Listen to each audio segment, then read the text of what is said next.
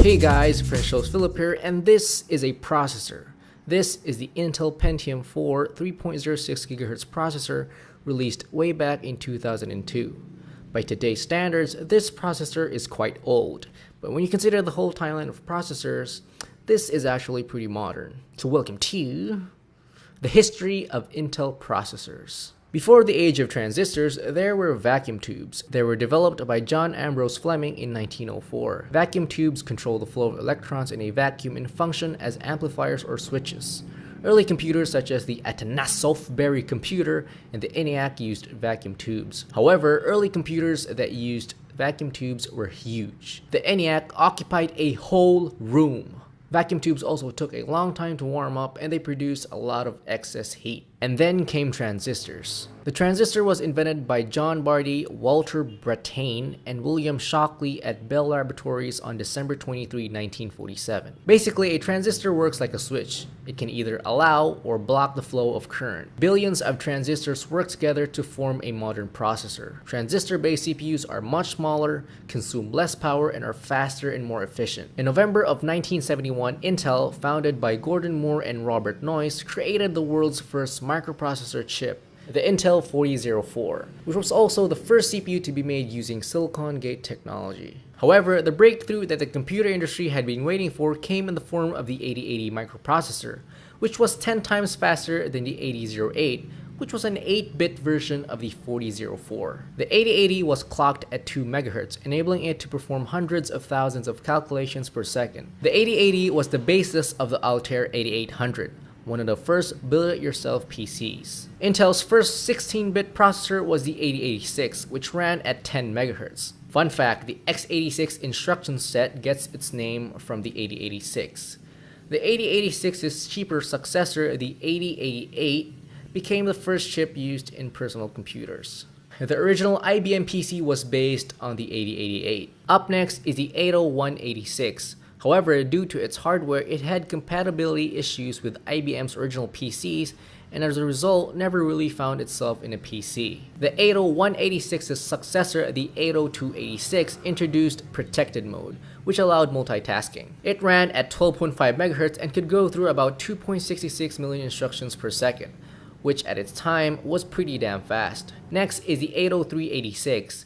Being a 32-bit processor, it meant that it had twice the data throughput of the 16-bit 80286. The 386 was the first chip to implement instruction pipelining, which allowed the chip to start working on the next instruction before the previous one was completed. Fun fact, Linus Torvalds created Linux on a computer running on an 80386. The first Intel chip to surpass the 1 million transistor count was the 486DX. It could go through 26.9 million instructions per second at 33 MHz, twice that of the 80386. It was the first CPU to feature an on-die 8KB cache, and if you didn't know, a cache stores commonly used instructions for faster access times.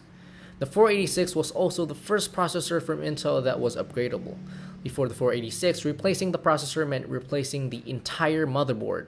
With the 486, you can just swap out the CPU for a different flavor of the 486. In 1993, Intel released the Pentium processor.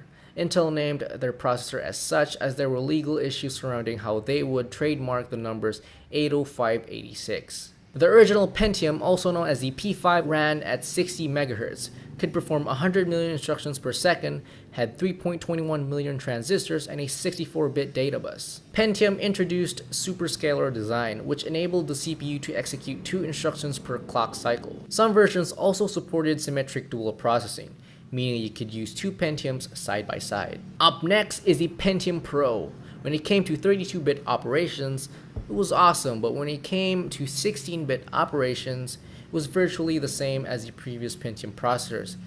And it was also very expensive, so it never really became a hit among consumers. While the Pentium Pro didn't really blow up, its successor, the Pentium 2, was a hit.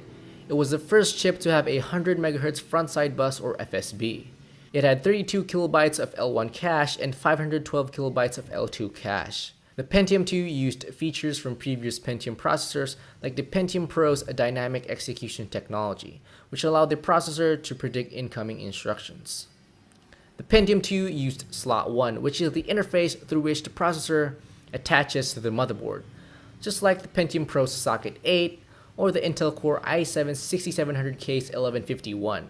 Up next is Intel's Pentium 3. Over the span of 2 years, Intel managed to shrink its process twice across 3 versions of the Pentium 3.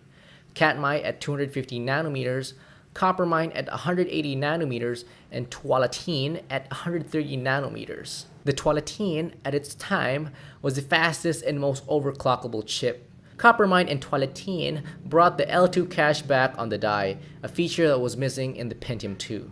Next in line is Intel's Pentium 4. The Pentium 4 featured the new NetBurst architecture. There are a lot of processors under the Pentium 4 name, so to keep this video from lasting an eternity, I'll just give out a list of the different macro architectures under Pentium 4. First one's Willamette at 180 nanometers, Northwood at 130 nanometers, Prescott at 90 nanometers, Prescott 2M at 90 nanometers, Cedarmill at 65 nanometers, and the Galatine Pentium 4 Extreme Edition at 133 nanometers. One of the most important features of the NetBurst architecture was hyperthreading, a feature that's still being used in today's processors. In June of 2006, Intel introduced the Core architecture.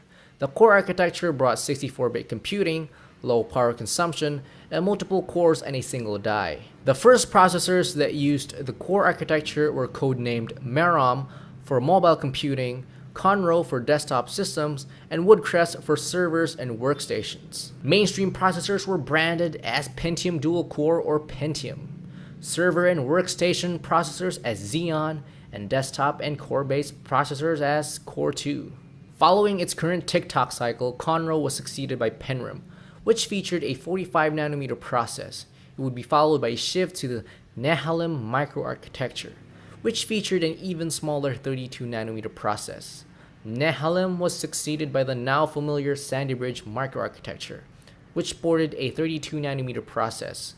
Sandy Bridge in turn was succeeded by Ivy Bridge, and Ivy Bridge by Haswell. Here's a timeline from Sandy Bridge to the current microarchitecture. So it was Sandy Bridge, Ivy Bridge, Haswell, Broadwell, and the current microarchitecture, Skylake. Cannon Lake, Skylake's successor, is already slated for a release sometime in 2017, with it sporting a ridiculous 10 nanometer process. It's kind of ridiculous to think that they can make 10 nanometer transistors when the width of a human hair is only 17 to 181 micrometers. To give you an overview of how microarchitectures in the tick-tock cycle differ, we first have to understand Intel's tick-tock cycle. For every tick, Intel introduces more advanced manufacturing technologies like smaller transistors, which leads to better performance and better energy efficiency. Every tock, on the other hand, introduces a new microarchitecture. Anyway guys, that's it for this video. If you guys learned something from this video, leave a thumbs up and hit that subscribe button for more videos like this in the future. Thanks for watching, and I will catch you in the next one.